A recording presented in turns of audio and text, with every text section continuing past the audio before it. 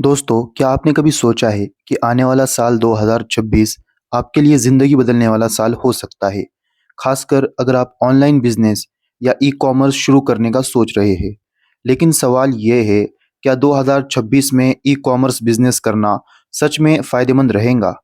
या फिर मार्केट पहले से ही इतना भर चुका है कि अब नई एंट्री का कोई मतलब ही नहीं? आज हम इसी का पूरा सच जानने वाले हैं। सबसे पहले समझते हैं ई-कॉमर्स आखिर है क्या?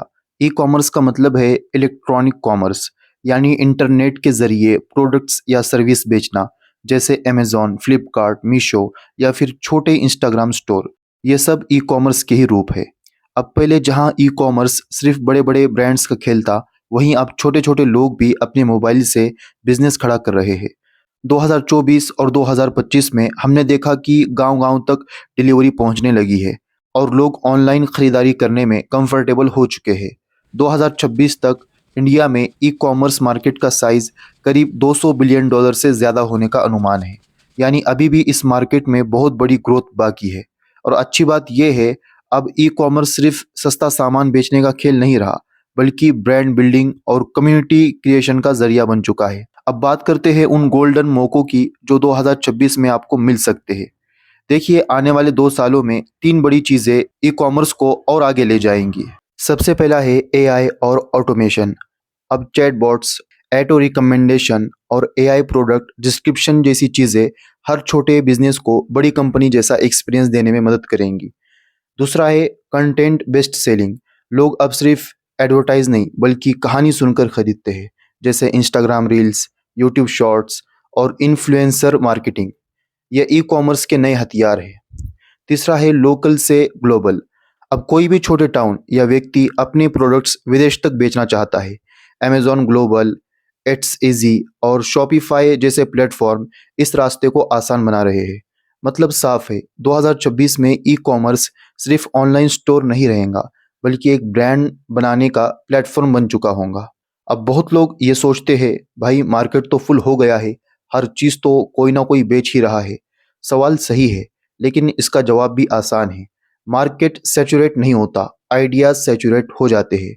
एग्जाम्पल के लिए, टी शर्ट बेचना तो लाखों लोग करते हैं, लेकिन कस्टम डिज़ाइन वाली मोटिवेशनल टी शर्ट या कॉलेज ग्रुप्स के लिए यूनिक प्रिंट्स वाला आइडिया कोई नहीं सोचता। 2026 में जो लोग नया एंगल, स्पेशल टारगेट ऑडियंस और क्वालिटी सर्विस पर ध्यान देंगे, वो हमेशा ही जीतेंगे। मतलब ये नहीं कि आप अमेज़न को टक्कर दें, बल्कि अपने छोटे से नीच में किंग बन जाए। अगर आप सोच रहे हैं कि क्या बेचना चाहिए, 2026 के लिए कुछ हॉट प्रोडक्ट्स कैटेगरीज है। सबसे पहला है सस्टेनेबल और इको फ्रेंडली प्रोडक्ट्स, जैसे रीयूजेबल बोतलें, क्लोथ्स बैग्स, बांस से बने टूथब्रश, इस तरीके से।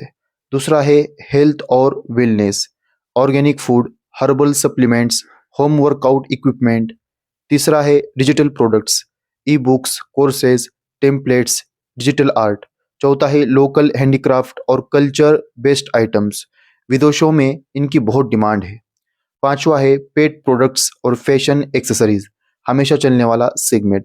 इनमें से किसी भी नीच में अगर आप सही कहानी, सही टारगेटिंग और सही मार्केटिंग करें, तो आपका बिजनेस तेजी से बढ़ सकता है। अब बात करें सबसे ज़रूरी सवाल की, पैसे और स्किल्स।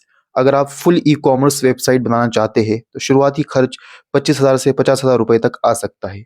लेकिन अगर आप इंस्टाग्राम, मीशो या अमेजॉन एफबीए जैसे प्लेटफॉर्म से शुरू करते हैं, तो सिर्फ 5 से 10,000 रुपये में आप स्टार्ट कर सकते हो। आपको ज़रूरत होगी बेसिक डिजिटल मार्केटिंग की समझ, फ़ोटो और वीडियो कंटेंट बनाने और सीखना, और ग्राहक के साथ अच्छा कम्युनिकेशन। बाकी सब चीज़ें आप चलते-चलते सीख सकते हो। अब इसमें कुछ रिस्क है जो कि हर बिज़नेस में होते हैं, जैसे जल्दबाज़ी में बड़ा स्टॉक खरीद लेना। शुरुआत में छोटे बैच से टेस्ट कीजिए। दूसरा है मार्केट रिसर्च ना करना। लोग क्या चाहते हैं ये जाने बिना प्रोडक्ट लॉन्च करना बड़ी गलती है। तीसरा है ब्रांडिंग पर ध्यान ना देना। लोगो, पैकेजिंग और कस्टमर एक्सपीरियंस, ये 3 चीज़ें सबसे ज़रूरी है। आपको आपके सवाल का जवाब मिल गया होगा कि 2026 में ई-कॉमर्स बिज़नेस करना बिल्कुल सही है, लेकिन सिर्फ़ तभी जब आप कोई शॉर्टकट इस्तेमाल नहीं करोगे, बल्कि लॉन्ग टर्म के बारे में सोचोगे।